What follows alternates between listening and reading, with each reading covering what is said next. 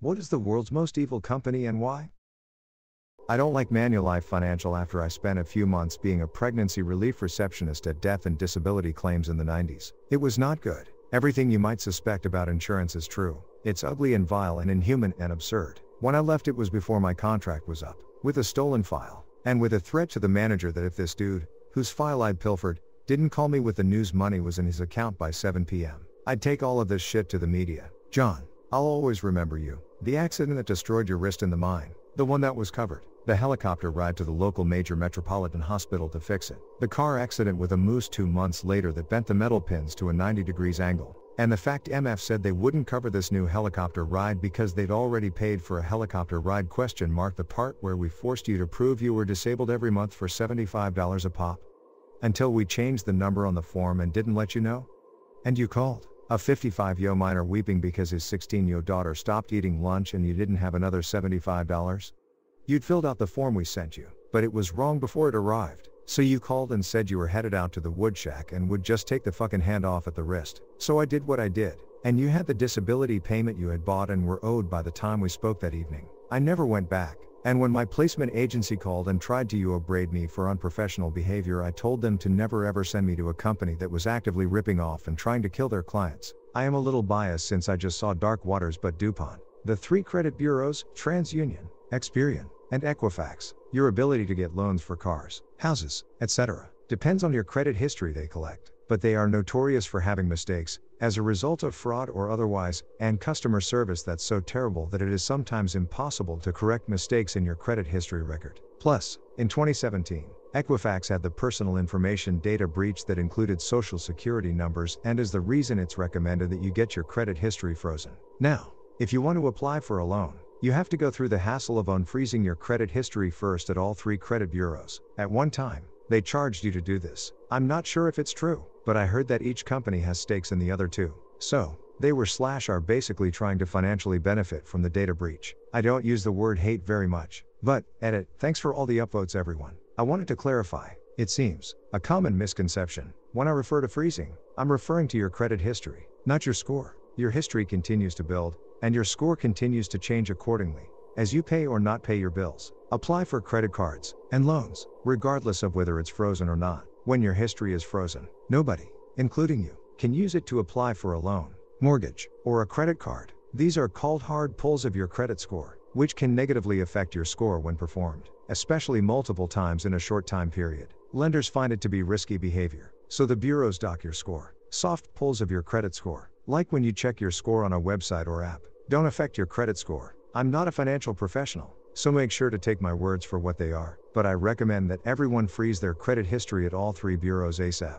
That way nobody can use your personal info to apply for things that can affect your credit score. Then, thaw it only during the time period people need to do hard pulls from it. Then freeze it again. This all can be done online, if you're lucky. But, we are all at the mercy of 3 for-profit companies to care for our precious credit history and personal information, and they have done an awful job at it this far, impacting people's lives in terrible ways, as commentators have made it clear. Amway, most fast fashion brands, child labor, wasting horrible amount of water while polluting it, burning or throwing the unsold clothes into the ocean, etc. Chiquita Bananas, I'm not sure if they're that evil currently, but they have a really bad history of killing protesting workers, starting wars and supporting terrorist organizations. Lots of good examples here. Find it interesting that nobody mentioned McKinsey, which advises most of these firms on their corporate strategy. Purdue Pharma, OxyContin is still killing people, but hey, bonuses for selling by the milligram. Evil. Nike is the largest slave labor company in the world. I love how London Oil and its leadership would literally qualify for the bad guy role in an 80s action movie. Not many people outside of Sweden have heard of them. I've scrolled so much and hasn't seen anyone mention this but Chevron. They were found guilty in America and were ordered to pay. The lawyer who represented the victims is currently sitting in jail in the US. Georgia ruins small businesses and destroys the sense of community in rural towns. It's probably some little-known company that isn't high profile but is basically pure slavery while supplying the bigger companies that we actually know about. All the companies who are gobbling up real estate so they can rent the houses out for insane rates while also neglecting their landlord responsibilities. Let's look at what happened with Zillow last week. Bought 6,000 houses by paying too much for them. Nestle is pretty bad. Charging African villages for water. Bayer is pure evil. Selling HIV-contaminated drugs. https://PubMed, NCV, NLM, NIH, Go/247859997/ until they got busted. Then they just sold it in Africa, hoping the first world wouldn't care. I mean, Church of Scientology is pretty sketchy. Wells Fargo. My grandma brings up Facebook 2 or 3 times every time we talk.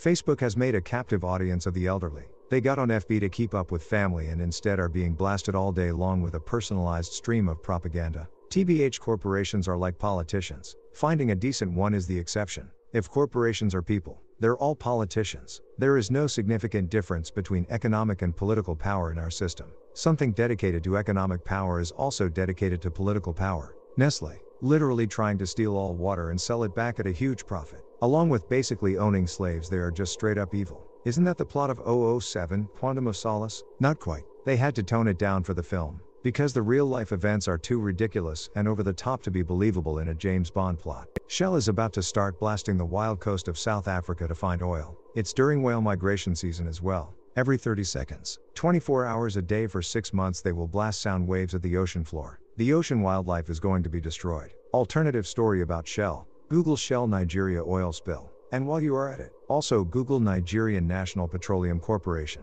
That is maybe the most evil shit I have ever read. It would be faster to list the few who aren't evil. DuPont Chemical. Purdue Pharma should be on the list. I knew they were some skeezy motherfuckers, but dope sick really helps spell out exactly why they're sick. Pathetic excuses for human beings. Literally killing people and disrupting entire towns. But gotta keep selling that shit and making record profits. Fuck the Sacklers. They are sociopaths who don't give a fuck about healing or helping people. They only cared about growing as rich as possible. Nestle. Forget the CEO saying water isn't a right. They own their part of their workforce and have been called out on it repeatedly. There has been article after article written about this. A few years ago, they even released a fancy infographic explaining how they were trying to reduce the use of slave labor. Nestle chocolate is slave chocolate. If you are put on their fishing boats or cocoa plantations, you're finished. You are a line item on a sheet and worked with no pay or benefits and just enough food to keep you alive. If you break, you are discarded and left to die. If you are on a fishing boat and get hurt or sick, you'll just be tossed overboard in the ocean. Think about this the next time you see the Quick Rabbit or pick up a Nestle Crunch bar. People don't want to think about this. It's too uncomfortable and inconvenient for us. As long as we don't have to see where most of the things we buy come from, we just keep consuming. Someone in another post got downvoted into oblivion for stating this. No one likes to hear the truth. Cargill is pretty underestimated. They engage in child slavery. They sold poison seeds in Iraq that killed hundreds of people.